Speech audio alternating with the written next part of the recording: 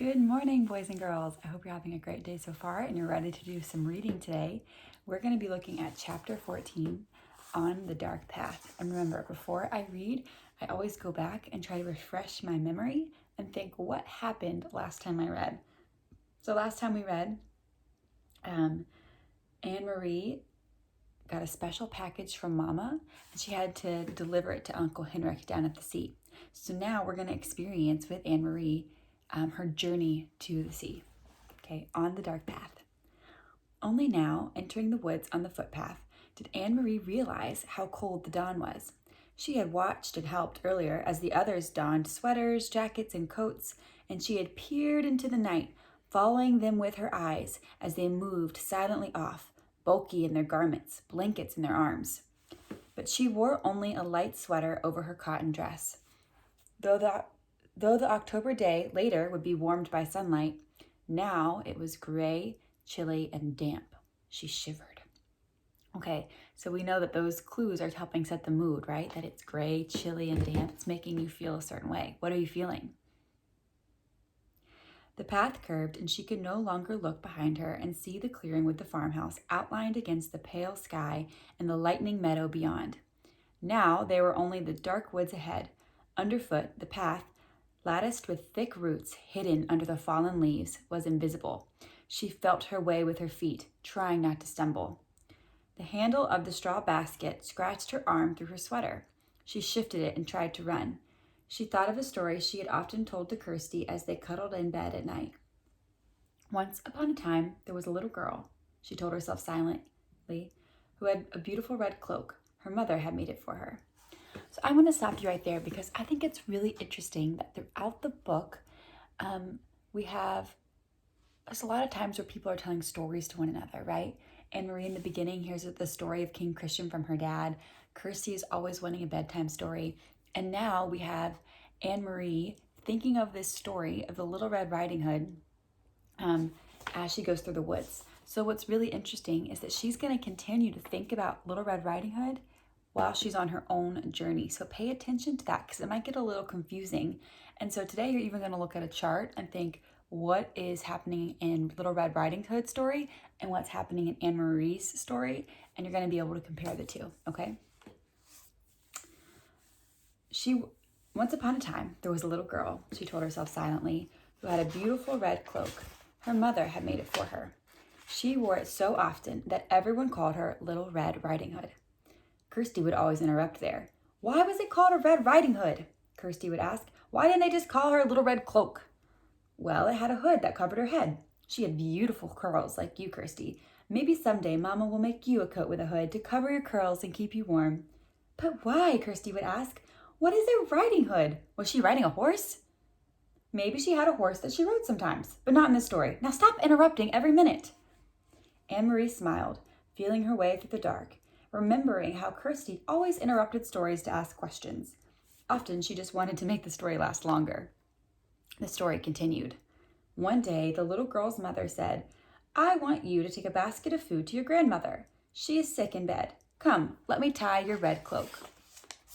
The grandmother lived deep in the woods, didn't she? Kirsty would ask, in the dangerous wood where wolves lived. Anne-Marie heard a small noise, a squirrel perhaps, or a rabbit, scampering nearby. She paused, stood still on the path, and smiled again. Kirsty would have been frightened. She would have grabbed Anne-Marie's hand and said, "A wolf!" But Anne-Marie knew that these woods were not like the woods in the story. There were no wolves or bears or tigers, none of the beasts that populated Kirsty's vivid imagination. She hurried on.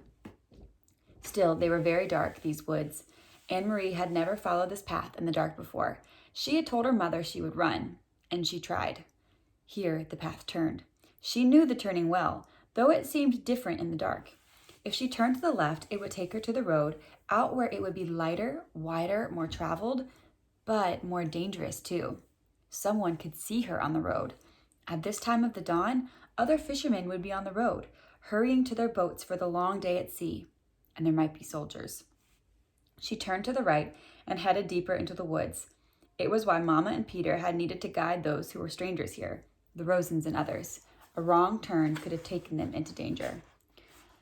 So Little Red Riding Hood carried the basket of food and hurried along through the woods. It was a lovely morning and birds were singing. Little Red Riding Hood sang too as she walked. Sometimes she changed that part of the story, telling it to Kirsty. Sometimes it was raining or even snowing in the woods. Sometimes it was evening with long, frightening shadows, so that Kirsty, listening, would snuggle closer and wrap her arms around Anne-Marie. But now, telling it to herself, she wanted sunlight and birdsong. Why do you think she wanted sunlight and birdsong this time? Here the path widened and flattened. It was the place where the woods opened on one side and the path curved beside a meadow at the edge of the sea. Here she could run, and she did. Here, in daylight, there would be cows in the meadow, and on summer afternoons, Anne-Marie would always stop by the fence and hold out handfuls of grass, which the curious cows would take with their rough tongues. Here, her mother had told her, Mama would always stop too as a child walking to school. Her dog, Trofast, would wriggle under the fence and run about in the meadow, barking excitedly, trying to chase the cows who always ignored him. Now, last time we talked about how Trofast means faithful, and it's really interesting that the dog is named Faithful because Anne-Marie's family is being faithful to the Rosens, and here they bring it up again when she's on this journey. I don't think that's a coincidence. The meadow was empty now and colorless in half light. She could hear the churning sea beyond and see the wash of daylight to the east over Sweden. She ran as fast as she could, searching with her eyes for the place ahead where the path would re-enter the woods in its final segment, which led to town. Here, the bushes were overgrown and it was difficult to see the path here, but she found the entrance beside the high blueberry bushes. How often she had stopped here in late summer to pick a handful of the sweet berries. Her hands and mouth would be blue afterward. Mama always laughed when she came home. Now it was dark again. As the trees and bushes closed around her, and she had to move more slowly, though she still tried to run. Anne-Marie thought of Mama, her ankle so swollen and her face so pained. She hoped Mama had called the doctor by now. The local doctor was an old man, brusque and businesslike, though with kind eyes. He had come to the farmhouse several times during the summers of the past. His battered car noisy on the dirt road.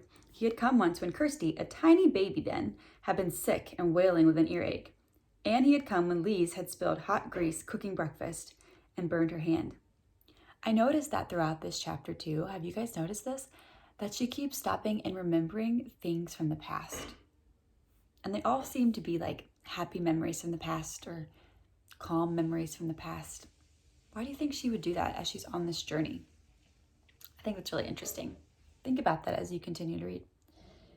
Anne-Marie turned again as the path divided once more. The left fork would take her directly to the village. It was the way they had come from the train and the way Mama had walked to school as a girl. But Anne-Marie turned to the right, heading now toward the harbor side, where the fishing boats lay at anchor. She had often come this way before too, sometimes at the end of the afternoon, to pick out the Ingeborg, Uncle Henrik's boat, from the many returning, and to watch him and his helpers unload the day's catch of slippery, shimmering herring still flopping in their containers. Even now, with the boats in the harbor ahead empty of fish, preparing to leave for the day's fishing, she could smell the oily, salty scent of herring, which always remained in the air here. It wasn't far now, and it was getting lighter. She ran almost as fast as she had run at school in the Friday foot races, almost as fast as she had run down the Copenhagen sidewalk on the day that the soldier had stopped her with his call of, "Halt!" Anne-Marie continued the story in her head. Suddenly, as Little Red Riding Hood walked through the woods, she heard a noise. She heard a rustling in the bushes. "A wolf," Kirsty would always say, shivering with fearful delight. "I know it's going to be the wolf." Anne-Marie always tried to prolong this part, to build up the suspense and tantalize her sister. So prolong means stretch out, and so tantalize means kind of tease or get her sister on edge.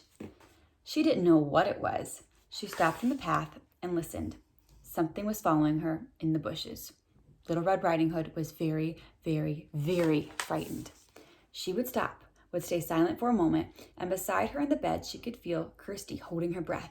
Then Anne-Marie would go on in a low, dread-filled voice. She heard a growl. Anne-Marie stopped suddenly and stood still on the path. There was a turn immediately ahead.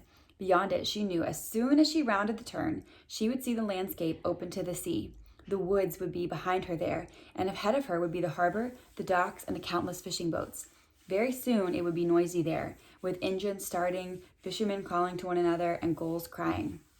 But she had heard something else. She heard bushes rustling ahead. She heard footsteps, and she was certain it was not her imagination. She heard a low growl. Cautiously, she took a step forward, and another. She approached the turn in the path, and the noises continued. Then they were there, in front of her, 4 armed soldiers. With them, straining at taut leashes, were 2 large dogs, their eyes glittering, their lips curled. Okay, we're going to stop there.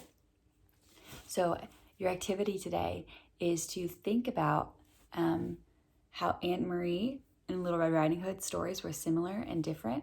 And you're also going to be able to summarize the chapter. And it's really important when you summarize that you don't mistake what's happening with Anne Marie to what's happening with the Little Red Riding Hood, okay?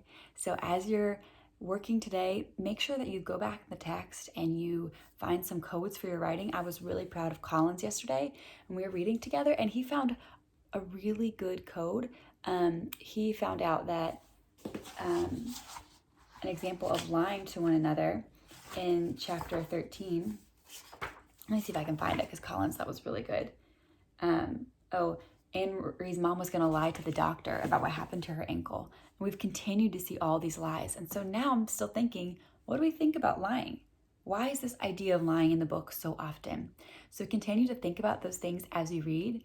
And then if you go to the Google Slides, there's some activities for you to do to think about how Anne Marie and Little Red Riding Hood are the same and how they're different, and to really think through what's happened in the past couple of chapters. And what do you guys think is going to happen next? You can comment below your prediction. All right, miss you guys.